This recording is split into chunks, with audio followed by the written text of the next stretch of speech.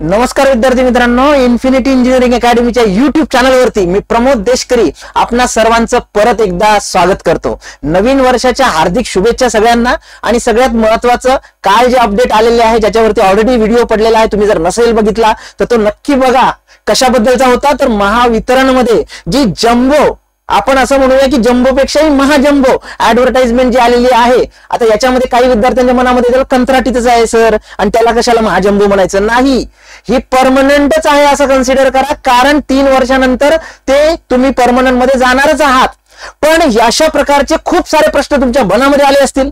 काय प्रश्न असेल की सर प्रमोशन कधी होणार, कुठल्या पोस्ट पर्यंतचं होणार, विद्युत सहाय्यक जे आहे त्याच्या झाल्यानंतर काम काय असतं, कामाचं स्वरूप काय असतं, बरं कंत्राटी असताना काय असतं आणि परमनंट झाल्यावरती काय असतं, बरोबर आहे। तर या सगळ्या प्रश्नांची उत्तरं आपण या सेशन मध्ये देणार आहोत। पण त्याच्यासाठी काय करावं लागेल, सगळ्यात महत्त्वाचं शेवटपर्यंत व्हिडिओ बघावा लागेल, एकही सेकंद सोडावा लागणार नाही। आणि सगळ्यात महत्त्वाचं की अशा व्हिडिओचे जर अपडेट पाहिजे असेल तर आत्ताच आपल्या चॅनलला सबस्क्राइब करायला विसरू नका। आणि सगळ्यात महत्त्वाचं तिकडे घंटी दिसते, ती घंटी वाजवा का, कारण ती घंटी वाजवली तर अशाच प्रकारचे जे अपडेट आहेत इन्स्टंट तुम्हाला मिळत राहतील। चला सुरुवात करायची मग। महावितरणची महाकुंडली जी आहे ती जाणून घेऊया आपण आणि सगळ्या प्रश्नांचं उत्तर या सेशन मध्ये देऊया। विद्यार्थी मित्रांनो, सगळ्यात महत्त्वाचं की या सेशनसाठी आमच्या टीमनी, बॅकएंडच्या टीमनी खूप मेहनत घेतली आहे। आम्ही व्हिजिट केली त्या पर्टिक्युलर सब डिव्हिजनला, तिथले जे अधिकारी होते, तिथले जे कर्मचारी होते त्यांच्यासोबत संपर्क साधला, त्यांच्यासोबत संवाद केला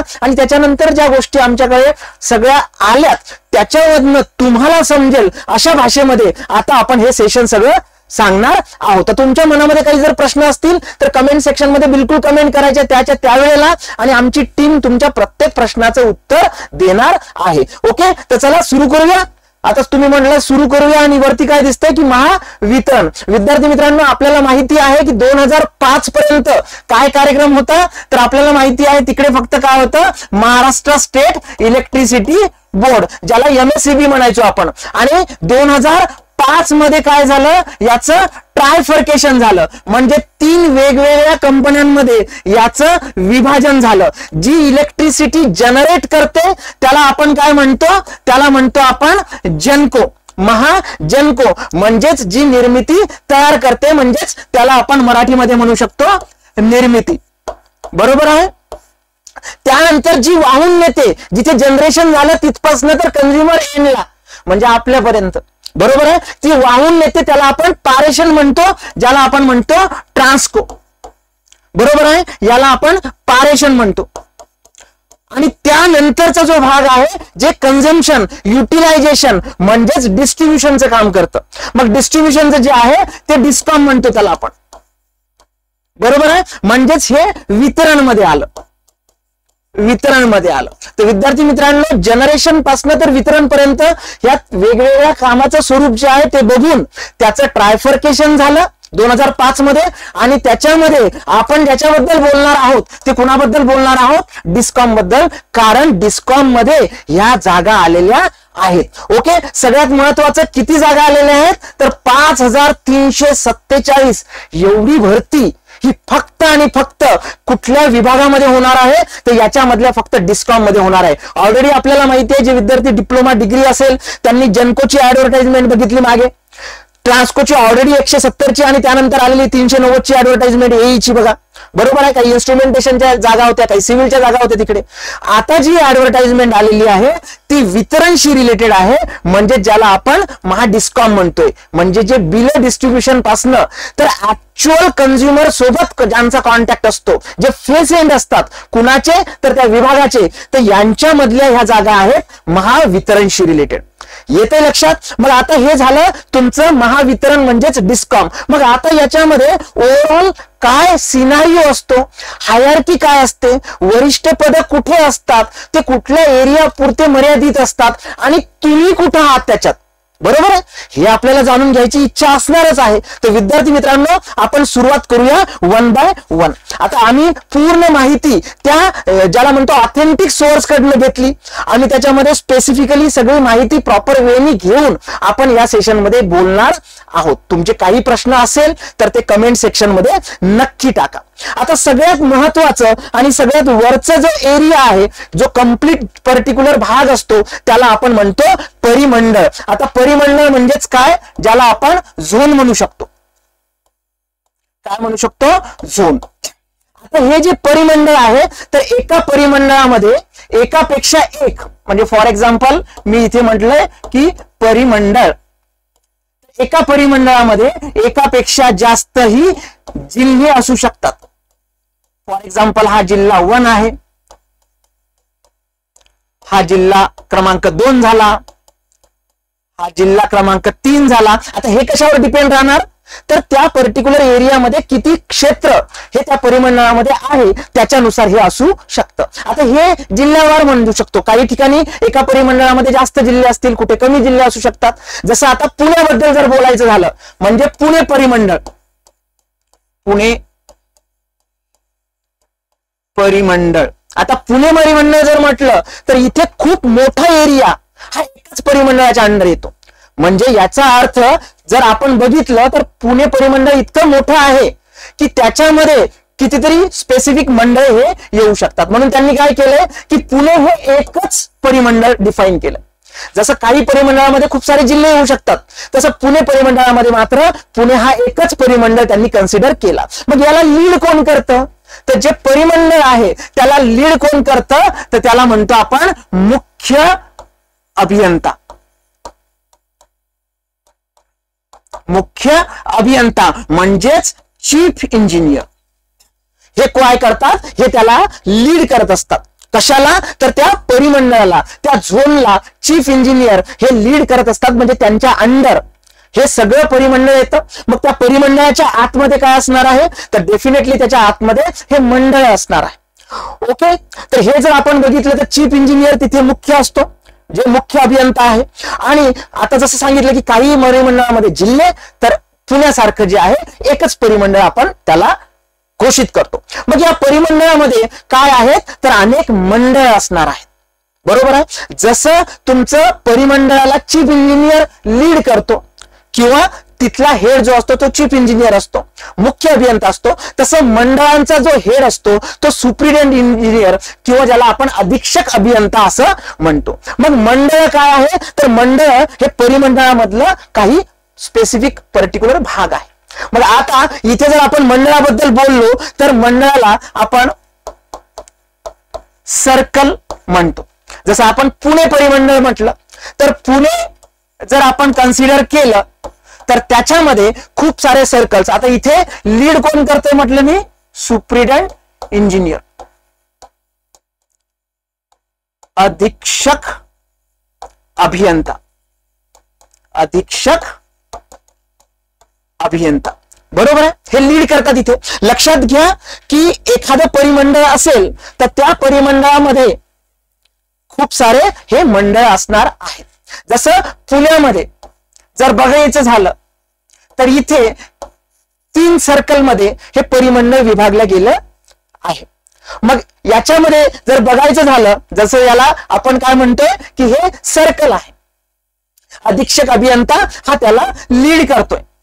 मग पुण्यासाठी जर बघायचं झालं तर त्याच्यामध्ये रास्तापेठ असेल, गणेश खिंड असेल, तर हे काय आहेत, हे सर्कल आहेत. तर पुण्यासाठी बघा 3 त्यांनी सर्कल केलेले आहेत. एक पुणे ग्रामीण केलेला आहे, पुणे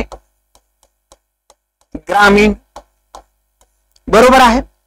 याला आपण पुणे रुरल सर्कल म्हणतात. त्यानंतर रास्तापेठ जे आहे ते रास्तापेठ एक सर्कल आहे, म्हणजेच काय आहे तर तो सुद्धा एक मंडळ आहे. बरोबर आहे. त्यानंतर गणेश खिंड, गणेश खिंड हे एक सुद्धा सर्कल आहे. तर असे 3 सर्कल हे पुण्यामध्ये दिलेले आहेत, ज्याला स्पेसिफिकली जे परिमंडळ आहे तिथे चीफ इंजिनियर असतात आणि जे मंडळ असतात तर तिथे हे तुमचे अधीक्षक अभियंता असतात. बरोबर आहे. आता याच्यामध्ये जर बघायचं झालं तर मंडळाच्या आतमध्ये परत हे डिव्हिजन्स असणार आहेत. काय असणार आहे, विभाग असणार आहे. म्हणजे याच्या खाली जर आपल्याला जायचं झालं, म्हणजे फॉर एक्झाम्पल पुणे ग्रामीण हे काय झालं, एक सर्कल झालं. तर या सर्कलच्या आतमध्ये परत काय असणार आहे, तुमचे डिव्हिजन्स असणार आहे. त्याच्यानंतर काय असणार आहे, सब डिव्हिजन्स असणार आहे. त्याच्यानंतर काय असणार आहे, युनिट्स असणार आहे. तर आपण 1 बाय 1 चेक करतोय.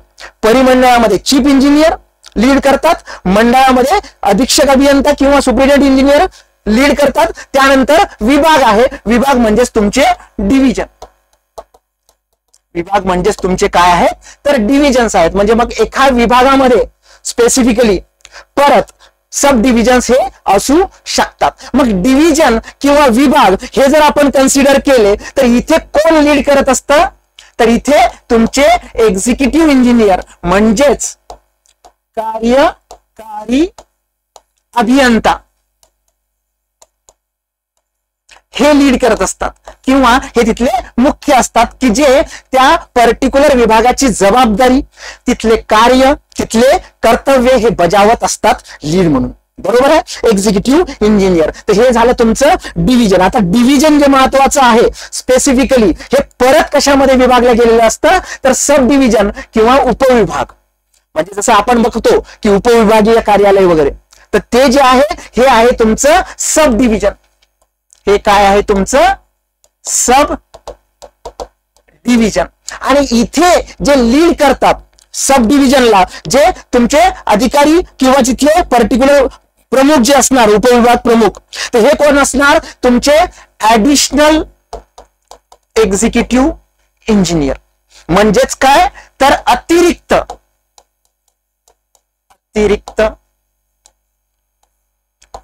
कार्यकारी अभियंता. बरोबर आहे. तर अधीक्षक ज्याला म्हणतो आपण अतिरिक्त कार्यकारी अभियंता. आता जर शहरी भाग असेल म्हणजे तो जो सब डिव्हिजन आहे तो जर शहरी असेल, शहरी विभाग असेल आणि त्याच्यामधला तो सब डिव्हिजन असेल तर त्या पदाला काय म्हणतात ऍडिशनल एक्झिक्युटिव्ह इंजिनियर. पण तेच तो जो उपविभाग आहे तो जर ग्रामीण भागाशी संबंधित असेल, म्हणजे तो जो विभाग आहे उपविभाग हा ग्रामीण भागाशी संबंधित असेल तर त्याला ऍडिशनल न म्हणता त्यांनी काय केलेलं आहे त्याला काय मेन्शन केलेलं आहे डेप्युटी डीवाय एक्झिक्युटिव्ह इंजिनियर. बरोबर आहे. तर हे जे आहे उपविभागशी रिलेटेड आहे. आता बघा परत हायरार्की मी सांगतो. परिमंडळामध्ये मंडळ येणार, मंडळामध्ये विभाग येणार आणि विभागामध्ये उपविभाग येणार. सगळ्यात परिमंडळामध्ये कोण काम करतं किंवा कोण कार्य व कर्तव्य सगळ्यांची देखरेख किंवा लीड किंवा ज्याला आपण म्हणतो की जे हँड ऑन आहे तर ते कोण असतं तर डेफिनेटली मुख्य अभियंता, त्यानंतर तुमचा अधीक्षक अभियंता, त्यानंतर त्याच्या खालचे जे पोस्ट आहेत तर त्या पोस्ट पर्टिक्युलरली ह्या हायरार्कीने जर बघायचं झालं तर नक्कीच कामाचा आवाका हा जो वाढत जातो. आता हा जो उपविभाग आहे हा तुमच्यासाठी का महत्वाचा आहे कारण जे विद्यार्थी याची तयारी करतात तर तुम्हाला उपविभागापर्यंत जाता येतं प्रमोशननी. बरोबर आहे. आणि त्या विभागामध्ये म्हणजे उपविभागामध्ये तुम्ही गेल्यानंतर तुमची जी पोस्ट असते कारण ते शेवटचं प्रमोशन असतं, टॉप मोस्टचं प्रमोशन आपण कन्सिडर करूया, तर ते जे आहे तर ते आहे तुमचं चीफ टेक्निशियन. बरोबर आहे. चीफ टेक्निशियन म्हणजे मुख्य तंत्रज्ञ जे आहे त्याच्यामधला, तर तो आहे तुमचा पर्टिक्युलर हायएस्ट प्रमोशनचा चान्स. म्हणजे तुम्ही आता जॉईन करताना कंत्राटी म्हणून जरी जॉईन केलं तरी तुम्ही तुमचा कार्यकाळ जर व्यवस्थित पार पाडत गेलात, तुमचे कार्य आणि कर्तव्य जर व्यवस्थित जबाबदारीने पाळत गेलात आणि सगळ्या गोष्टी व्यवस्थित समजून घेऊन काम करत गेलात तर डेफिनेटली तुमच्यात जर कॅलिबर असेल तर तुम्ही इथे चीफ टेक्निशियन या पदापर्यंत हे जाऊ शकता आणि ती पोस्टिंग कुठे असते तुमची सब डिव्हिजनला. त्याच्यामुळेही तुम्हाला उपविभाग किंवा सब डिव्हिजन हे महत्वाचं असतं. बरोबर आहे. आता याच्यामध्ये सब डिव्हिजन मध्ये किंवा उपविभागामध्ये जे बिलिंगचं जे आहे ते सुद्धा ऍडिशनल विभाग तिकडे असू शकतो. तर विद्यार्थी मित्रांनो कामाचं स्वरूप असेल अतिरिक्त कार्यकारी अभियंता जसं मी म्हटलं आता हे तिथे लीड करतात जर शहरी भागामधला हा सब डिव्हिजन असेल तर, आणि ग्रामीण विभागामधला जर हा सब डिव्हिजन असेल तर डेप्युटी एक्झिक्युटिव्ह इंजिनियर हे तिथे कार्यरत असतात. बरोबर आहे. तर ह्या गोष्टी ज्या आहेत ह्या महत्वाच्या आहेत आणि हे डिपार्टमेंट किंवा हे डिव्हिजन याच्यासाठी महत्वाचं आहे की तुमची जी पर्टिक्युलर चीफ टेक्निशियनची जी पोस्ट आहे हायएस्ट प्रमोशन आहे ओके हे तुम्हाला इथपर्यंत मिळू शकतं किंवा इथपर्यंत घेऊन जाऊ शकतं. बरोबर आहे. हा झाला आता उपविभाग. आता उपविभागामध्ये परत काय असणार आहे तुमचे तर शाखा असणार आहे ज्याला युनिट म्हणतात. ओके ह्या शाखा असणार आहेत किंवा याला आपण काय म्हणतोय युनिट म्हणतोय. आता युनिट कधी म्हणायचं, स्पेसिफिकली ग्रामीणशी रिलेटेड असेल शाखा तर काय म्हणायचं हे सुद्धा महत्वाचं आहे इथे. आता याच्यामध्ये एखाद्या पर्टिक्युलर उपविभागामध्ये 3 ते 4 ह्या शाखा असू शकतात. 3 ते 4 काय असू शकतात, शाखा असू शकतात. म्हणजे परिमंडळ बघा, मंडळ, डिव्हिजन, सब डिव्हिजन आणि शाखा किंवा युनिट. मग 3 ते 4 शाखा असू शकतात तुमच्या त्या पर्टिक्युलर याच्यामध्ये. आता इथे जर आपण आताच मी सांगितलं की जर ग्रामीण भागामधली ही जर शाखा असेल तर याला युनिट हे नाव आहे किंवा युनिट म्हणतात. बरोबर आहे. आणि त्याच्या व्यतिरिक्त जर आपण बघितलं तर ह्या शाखेशी संबंधित, युनिटशी संबंधित जो लीड करतो किंवा चीफ आहे इथला, परत एकदा मी सांगतो की इथे असिस्टंट इंजिनियर, बरोबर आहे, असिस्टंट इंजिनियर ही पोस्ट आहे जर शहरी भागातली ती शाखा असेल तर. आणि ग्रामीण असेल तर तिथे असिस्टंट इंजिनियरही असू शकतो किंवा बऱ्याचदा कार्यभार हा जो आहे तो तुमच्या ज्युनियर इंजिनियर वरती दिलेला जातो किंवा अधिभार दिलेला जातो. म्हणजे मग इथे एई असू शकतो किंवा तुमचा जेई असू शकतो. पण तो कुठल्या भागामध्ये, तर ग्रामीण भागामध्ये.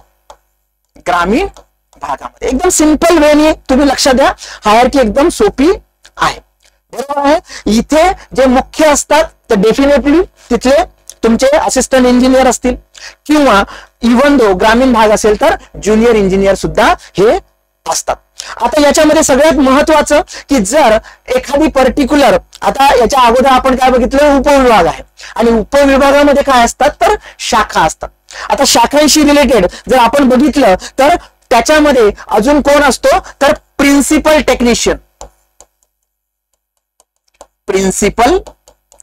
टेक्निशियन, त्यालाच मराठीमध्ये आपण काय म्हणतो तर प्रधान तंत्रज्ञ म्हणतो.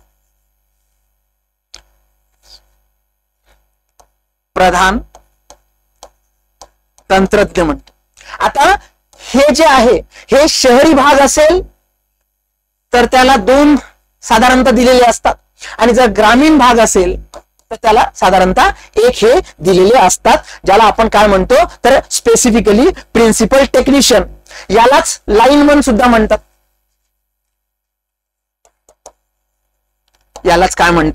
लाईनमन सुद्धा म्हणतात. ओके. तर ह्या ज्या आहेत ह्या पोस्ट तुमच्याशी संबंधित आहेत इथे, कारण तुमचं जे प्रमोशन होणार आहे, ओके, तर ह्या पोस्ट पार करून तुम्हाला आता जे मी सांगितलं की तुम्ही सब डिव्हिजन पर्यंत जाऊ शकता आणि चीफ टेक्निशियन त्याच्यामध्ये होऊ शकतात. ओके. तर विद्यार्थी मित्रांनो, पूर्ण हायरार्की जी आहे एकदम सिंपल आहे. ग्रामीण भाग असेल तर त्याला युनिट म्हणतात. ग्रामीण भागामध्ये साधारणतः 2 तुमचे प्रिन्सिपल टेक्निशियन असू शकतात आणि 1 असू शकते आणि शहरी भागाला 2 असू शकतात. आता शाखा युनिट झालं, त्याच्यानंतर शाखा युनिट, तर ह्याच्यामध्ये सगळ्यात महत्वाचं तर शाखा युनिटलाच तुमचे सगळे पर्टिक्युलर पार्ट असणार आहे. मग आता याच्यामध्ये मी तुम्हाला सांगितलं की जर एखादी मी शाखा कन्सिडर केली, तर तिथे काय असतो तुमचा प्रिन्सिपल टेक्निशियन,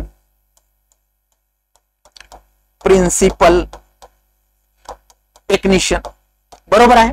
2 प्रिन्सिपल टेक्निशियन असू शकतात. कुठल्या भागासाठी तर शहरी, ग्रामीणसाठी 1 असू शकतो. त्याच्या खाली कुठली पोस्ट असते त्या तुमच्या पर्टिक्युलर शाखेमध्ये किंवा युनिटमध्ये, तर त्याच्या खाली जी पोस्ट असते ती सुद्धा, आता हे टेक्निकल ग्रेड सुरू झालं बघा, म्हणजे तुम्ही ज्या पोस्टसाठी तयारी करतायत तर त्या पोस्टसाठी सगळ्या ह्या पोस्ट आहेत किंवा त्या पर्टिक्युलर पोस्टशी रिलेटेड ही हायरार्की आहे. मग सगळ्यात पहिले प्रिन्सिपल टेक्निशियन, ज्याला आपण प्रधान म्हटलं, बरोबर आहे. त्यानंतर त्याच्या खालची जी पोस्ट आहे ती तुमची सिनियर टेक्निशियनची आहे. याला आपण वरिष्ठ म्हणतो, वरिष्ठ तंत्रज्ञ, पण पूर्ण वरिष्ठ तंत्रज्ञ. आता हा सिनियर टेक्निशियन झाला. त्याच्या हाताखाली किंवा त्याला स्पेसिफिक असिस्ट करण्यासाठी जे असतात ते जे आहे ते तुमचे टेक्निशियन झाले, टेक्निशियन, ज्याला आपण तंत्रज्ञ म्हणूया, तंत्रज्ञ. आणि आता तुम्ही ज्या पोस्ट साठी अप्लाय करणार आहात ती पोस्ट कुठे आहे तर ती पोस्ट आहे इथे, ज्याला विद्युत सहाय्यक म्हणतो किंवा असिस्टंट टेक्निशियन म्हणतो. आपण याला विद्युत सहाय्यकच म्हणूया इथे, विद्युत सहाय्यक किंवा असिस्टंट टेक्निशियन. आता याच्यामध्ये तुम्हाला माहिती आहे की असिस्टंट टेक्निशियन कसं पद आहे, हे आहे तुमचं कंत्राटी. किती वर्षाचा कार्यकाळासाठी तुम्हाला कंत्राटी काम करावं लागेल, कॉन्ट्रॅक्ट बेसिसवर काम करावं लागेल, 3 वर्षासाठी. बरोबर आहे. आणि तुम्हालाही असिस्ट करायला तिकडे कोण असतं का, तर असतं तिकडे लेबर असतात, किंवा ज्याला एकदम स्पेसिफिक भाषेमध्ये जर बघायचं झालं तर आउटसोर्स एम्प्लॉई किंवा बाहेरून घेतलेले जे कामगार असतात, लेबर असतात, तर बाह्य स्त्रोत म्हणतात त्याला. तर आउटसोर्स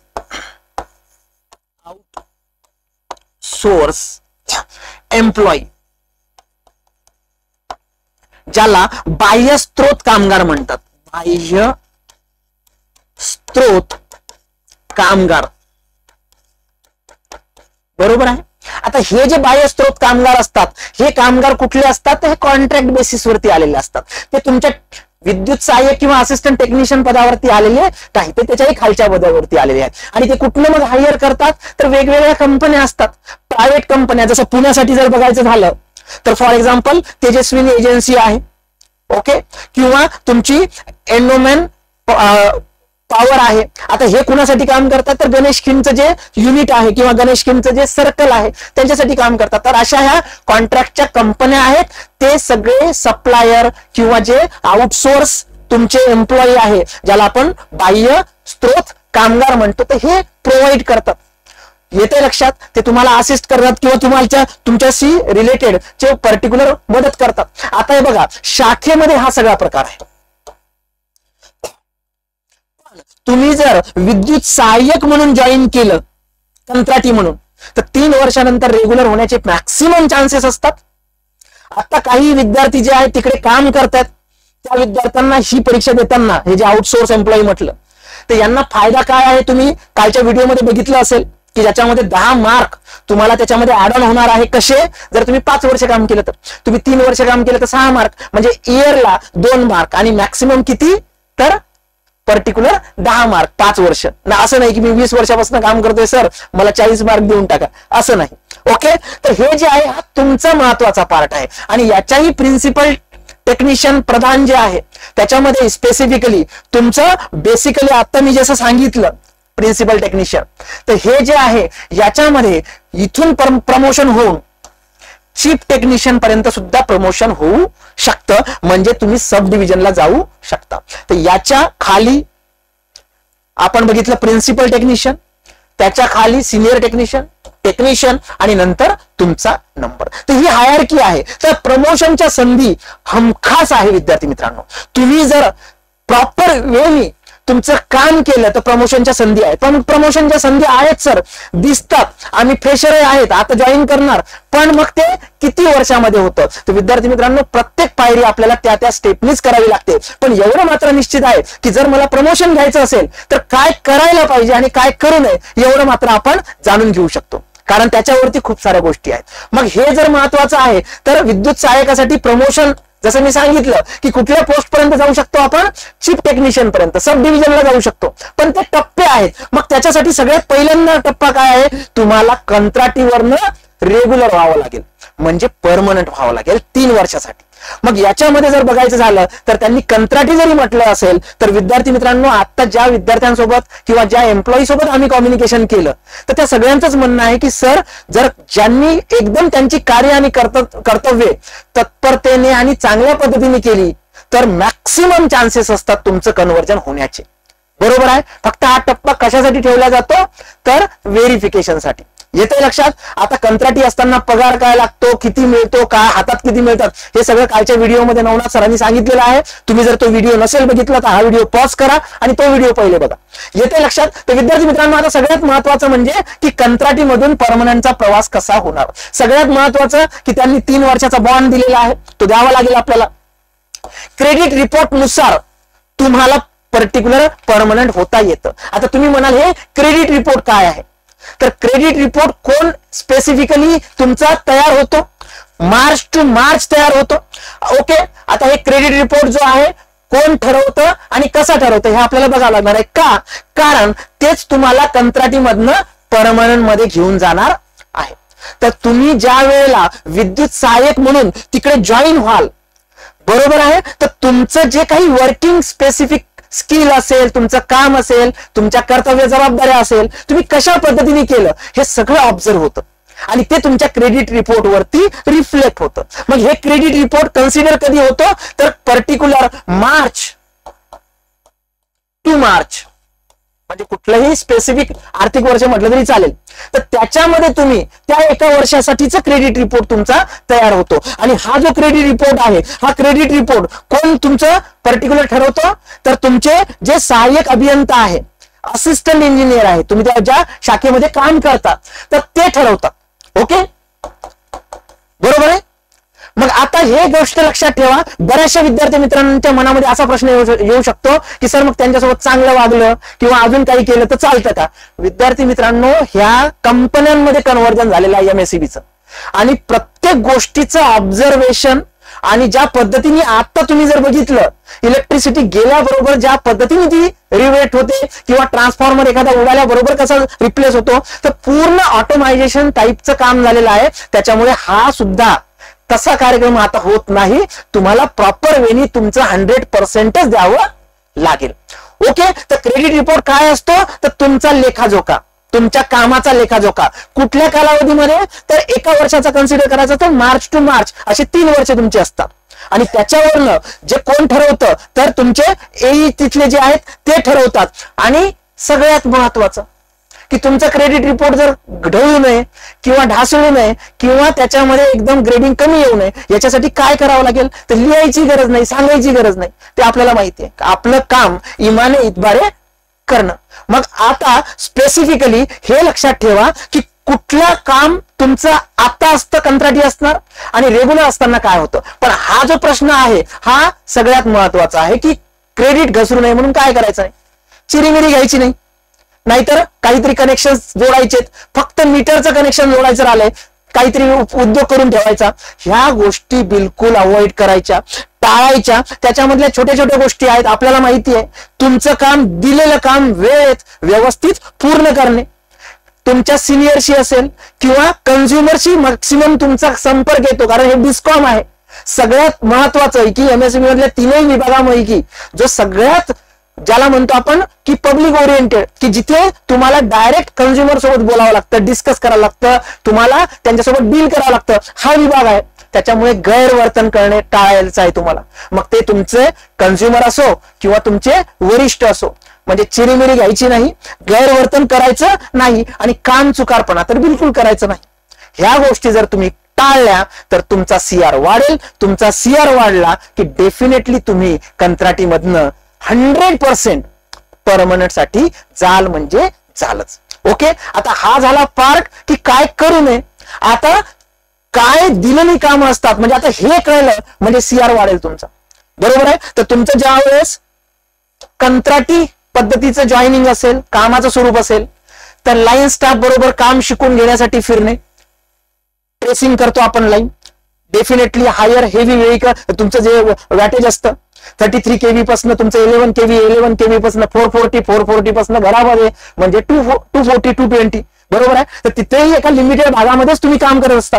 पण त्याच्यामध्ये बघा, हे काम कम्प्लीट शिकून घेण्यासाठी त्यांच्यासोबत रुटीन व्हिजिट करणे, काम शिकून प्रत्येक कामाची माहिती घेणे, जर थकीत बिल वसुलीसाठी त्यांचं युनिट जात असेल तर त्यांना मदत करणे, लाईन कुठून कुठे गेलेली आहे ते शिकणे, म्हणजे ट्रेसिंग शिकणे कम्प्लीट, म्हणजे लोअर टू हायर आहे, हायर टू लोअर आहे, ट्रान्सफॉर्मर कुठला आहे हे सगळं चेक करणे आणि लाईट कनेक्शन करून देणे. हे तुमचे काम आहेत कधीचे? ज्यावेळेस तुम्ही कंत्राटी असता. कंत्राटी असताना तुम्हाला पोलवर सुद्धा ते चढायला सांगत नाहीत, ते सुद्धा तुमचं काम नसतं, कारण त्या वेळेपर्यंत तुम्ही कंत्राटीच असता. तर ह्या गोष्टी लक्षात घ्या. पण एवढं मात्र आहे की हे इथे दिलंय म्हणून एवढंच काम आहे. याच्यामध्ये जेव्हा आपण अंडर टेबल स्पेसिफिकली जातो, ऑन द टेबल जातो, त्यावेळेस ऑन पेपरचे काही रेकॉर्ड्स असतील, काही रिपोर्ट्स असतील, तुम्हाला सबमिट करायचे असतील, ते सुद्धा तुम्हाला वेळेत तुमच्या सिनियर्सला द्यावे लागतात.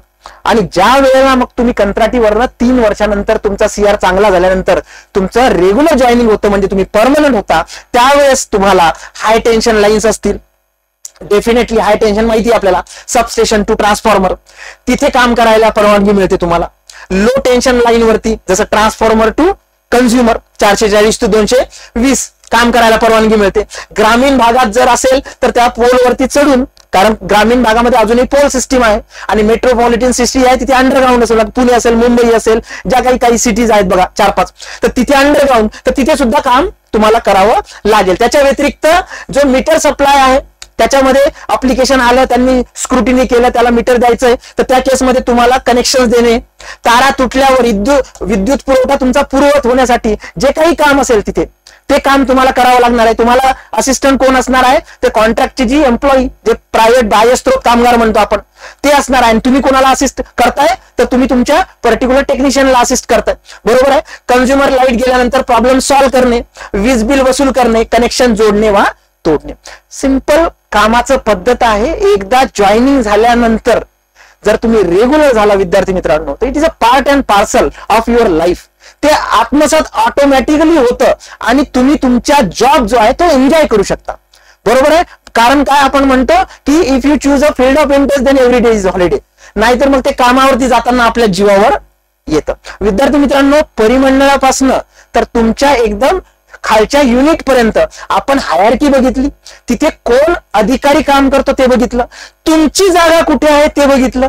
तुम्हाला सीआर अपडेट करायचा असेल, चांगला ठेवायचा असेल तर काय करावं लागेल, आता कंत्राटी असताना काय काम आहे आणि परमनंट झाल्यानंतर काय काम आहे, हे एकदम मुद्देसूद आपण इथे सांगितलेले आहेत. अजूनही तुम्हाला त्याच्यामध्ये काही शंका असतील, काही प्रश्न असतील तर कमेंट सेक्शन मध्ये कमेंट नक्की टाका. आणि अशा प्रकारचे जे इन्फॉर्मेटिव्ह व्हिडिओज आहेत, ते तर इन्फॉर्मेटिव्ह व्हिडिओ आहेत, ते जर तुम्हाला बघायचे असतील तर सबस्क्राईब तर कराच आणि तिकडची घंटी दाबा. विद्यार्थी मित्रांनो, याच्यामध्ये स्पेसिफिकली ओके आपले जे प्रॉडक्ट्स आहेत, डेफिनेटली तुम्ही बॅच जॉईन करू शकता. आपली बॅचचे सगळे डिटेल्स आपल्या टेलिग्राम चॅनलवरती असणार आहे आणि त्याच्या व्यतिरिक्त टेस्ट सिरीज असणार आहे आपली. आणि जे विद्यार्थी ज्यांचा ITI झालाय आणि ते पात्र आहे, तिथे इलेक्ट्रिशियन असेल किंवा म्हणजे तारतंत्री वीजतंत्री कोणी असेल, वायरमन असेल, तर त्या विद्यार्थ्यांनी परत डिप्लोमा केला तर त्यांच्यासाठी एक बेस्ट प्रॉडक्ट आहे, कारण याच्यावरनं तुम्हाला या परीक्षेसाठी सुद्धा खूप फायदा होणार आहे, ते म्हणजे फॉर्म्युला शीट्स. ओके, तर येत्या लक्षात विद्यार्थी मित्रांनो, तर डेफिनेटली तुम्ही आमच्या वेबसाईटवरती जाऊन ह्या सगळ्या प्रॉडक्ट बद्दलची माहिती घेऊ शकता. अजूनही मी तुम्हाला सांगतो की आपलं ऍप डाउनलोड करा, त्याच्यामध्ये सगळे जे काही इन्फॉर्मेटिव्ह मटेरियल आहे किंवा टेस्ट सिरीज आहे किंवा बॅचेस आहेत, त्या सगळ्या बॅचेसची इन्फॉर्मेशन तुम्हाला मिळेल. आणि तुम्हाला जर काही शंका असेल तर आपला IVR नंबर 788 781 1411 याच्यावरती करा. पण सगळ्यात महत्वाचं की तुम्हाला जर काही प्रश्न असेल तर डायरेक्ट माझ्यासोबत कम्युनिकेट करा. या नंबरवरती तुमचा जो काही मेसेज आहे किंवा जो काही प्रश्न आहे तो प्रश्न टाका. प्रत्येक विद्यार्थ्याला मी पर्सनली कम्युनिकेशन करेन आणि तुमच्या सगळ्या प्रश्नांचं उत्तर देईल. 9158999422 हा गिरी सरांचा व्हॉट्सअप नंबर आहे. पण कम्युनिकेशन करताना मी तुमच्यासोबत करणार आहे आणि सगळे प्रश्न, तुमचे जे काही मनामध्ये प्रश्न येतील ते सगळ्या प्रश्नांचं उत्तर मी तुम्हाला देणार आहे. फक्त इथे मात्र कॉल करायचा नाही, व्हॉट्सअप तुमचा मेसेज करायचा. ओके, तर विद्यार्थी मित्रांनो लक्षात घ्या, खूप चांगली संधी आलेली आहे आणि खूप जास्त पोस्ट असल्यामुळे कप्पीकृत आरक्षण असेल, म्हणजे तुमची कॅटेगरी आहे आणि त्याच्यात परत समजा ST आहे, त्याच्यात महिला आहे किंवा भूकंपग्रस्त आहे, त्याला सुद्धा खूप जागा आहेत, कारण ह्या 5000 प्लस जागा आहेत. त्याच्यामुळे असा एकही विद्यार्थी सुटणार नाही की त्याच्या कॅटेगरीसाठी डेडिकेटेड त्याच्या कॅटेगरीसाठी तिकडे पोस्ट नाहीत आणि चांगल्या पोस्ट आहेत. त्याच्यामुळे बऱ्याचदा असं होऊ शकतं, मी सुरुवातीला सांगितलं की कंत्राटीच आहे, ह्या गोष्टी डोक्यातनं काढून टाका. 3 वर्षाचा प्रश्न आहे, 3 वर्षामध्ये नक्की रेग्युलर व्हा जर आपण आज डिस्कस केलेल्या गोष्टी आपण केल्या तर. ओके, तर विद्यार्थी मित्रांनो अशाच प्रकारच्या इन्फॉर्मेटिव्ह व्हिडिओसाठी आमच्या YouTube चॅनलला सबस्क्राईब करा आणि तुम्ही जर ऑलरेडी सबस्क्राईब केलं असेल तर तुमच्या 5 मित्रांना ही लिंक शेअर करा आणि व्हिडिओ जर वाटला चांगला तर नक्कीच लाईक करा. Thank you very much.